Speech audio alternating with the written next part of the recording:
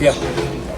Sila siyabuswa sisakuthola iside lindis always sibenza for the cases namhlanje sike sila kwamthweni sizokuthola isikwamahlango sikwamahlango la khona esibizweko mayelana ne-issue ekhona la ngikhumbula abantu abangithatha phela kunamagwabo so baholela kakhulu abantu abajabule ngena ke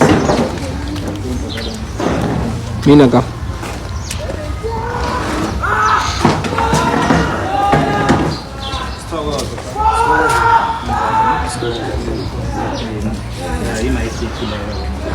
yeah, singahlala phasi. Yes, okay. Yeah. Usibizile ba? Ngibizile. Umraro mhlambe ngawini.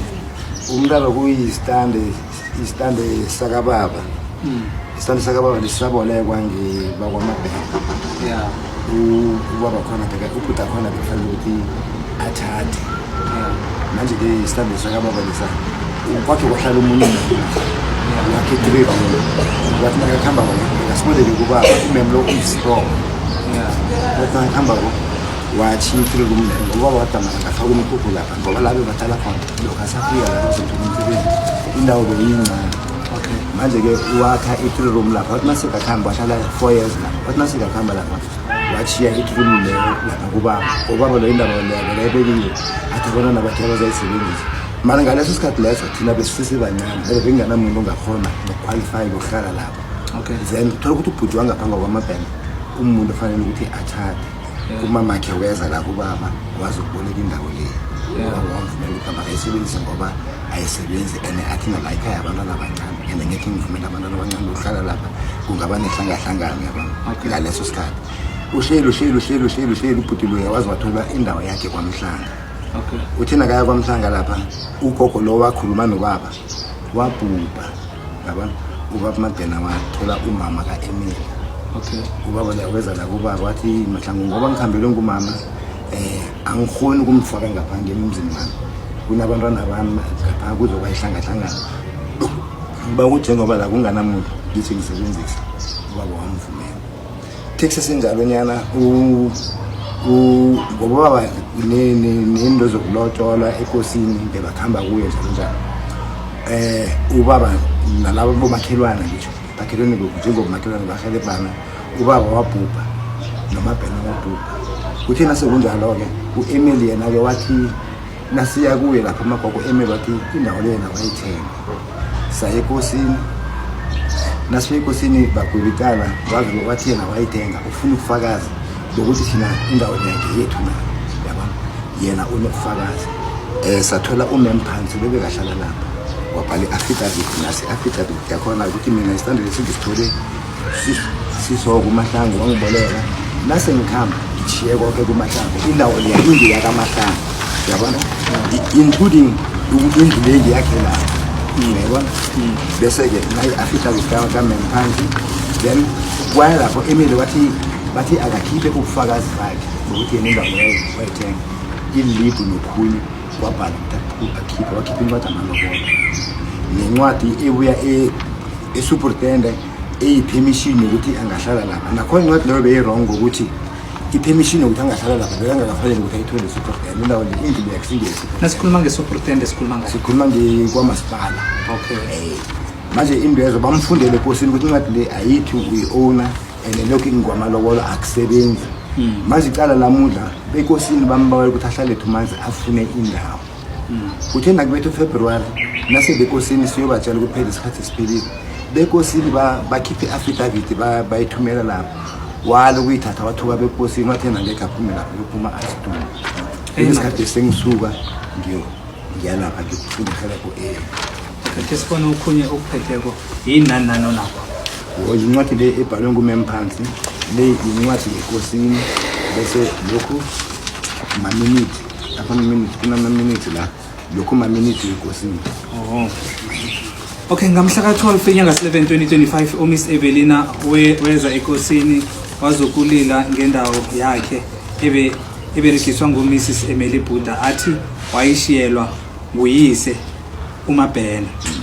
Ababizwa ekosini umsi Bhuda wabawa ubufakazi bokuthi indawo ngeka Mrs Mahlangu yena wazivezela incwadi yamalobolo nepermission to occupy.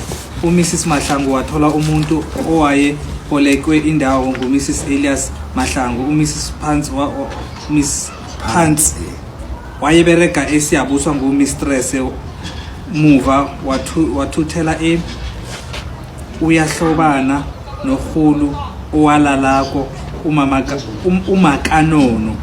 uMrs Phasi ubhale i-affidavit wathi ngabolekwa i-empty stand nguMahlangu ngaka i-3 room ekukhambeni kwami konke ngashiyela uMahlangu indawo yeyakaMahlangu. Ngalokho uEmily wahlulwa mlando ekosini naye wabona wavuma. Ekosini bathi nangabe ubona kunalapho kungakakhambi kuhle khona akaye emthambothini ecourt. Bathi bona babawa bona anikelwe inyanga ezintathu azitholele yakhe indawo nge-1 kaMarch aphume. Sanibona gogo. Yebo baba. Ninjani? Sikhona njani nini? Siyaphila. Iyakhulumiseka gogo. Gogo siyayibona ke isibawo senu begodi silila kanye nani bonyana ni dosa kakhulu uma angazitsho bonyana ungubani begodi kuba yini adinga indawo yakhe. Mina ngingugogo Mahlangu. Okay. Ugogo Mahlangu lo waboleka indawo ubaba Mabhena wezala wazoboleka indawo. Wathi uyathatha uthatha umfazi esibili omunye wakhe ulele. Nakaleleko manje akafuni ukuthi abantu abakhe bahlale ndawonye. Ngoba umfazi amthatha lo umthatha unabantwana. Okay, because uthi umfuro memuvo kuhlahla kunibijaka. Ukuthi indawo ugogo lo wabolekela undodana yakhe uyahlala ngomhlaba after yona wangena Mabhena secede ububhulo. No, angifuna ngisho ukuchazile lokho. Yena ngifuna ukuthi ayichubekisele phambili. Yes. Manje ke bona boleke ke ukuba Mabhena ezela azoboleka indawo. Ubaba Mahlangu wangibiza wathi yena nangu Mabhena ukhuluma so uthi bathi ufunda indawo lakhe simboleke yona ngoba ngena thatha umunye umama kwakhalala nje siyazi. Ngathi mina baba kunankingi indawo lana sayihlezi ayinamuntu. Wangena kumama lo yakhe nabantu abakhe. Zange kube isikhathi eside nokho inkosi yamkhumbula. Nakhona zange kube isikhathi eside Mabhena yamkhumbula. Zange kube isikhathi eside ubaba Mahlangu yamkhumbula. Ngesihawu ngabalisa ngathi abahlali bazakungena ngapha ngoba abantwana bekusaphithizela ngakwaMabhena. Kwathi bona kuhlala iminyaka nyana ngathi mina khe ngiyobuza uEmily lokuthi uyayazi indaba lena. Ngayabo Emily ngathi Emily mara uyazi ukuthi uhlezi lapha nje uhlezi njani. uEmily wathi awa angazi. Ngathi lapha ubaba Mabhena wanibawela wena ngaboni kungapha ngakwaMabhena next door.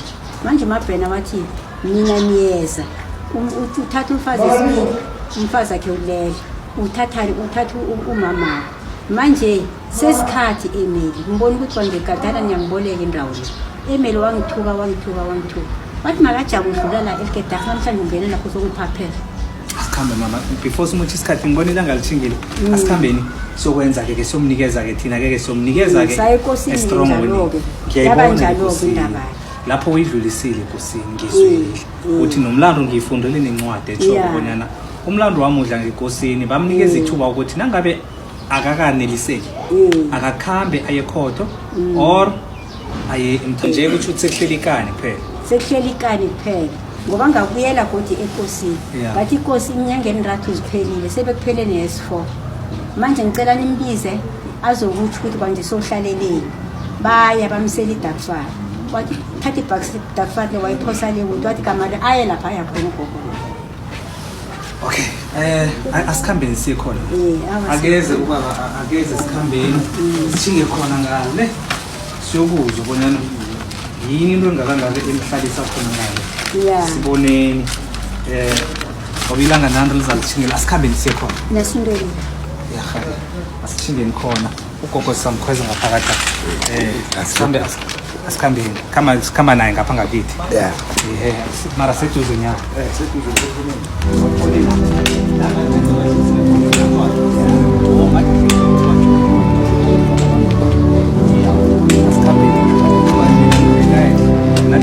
Really.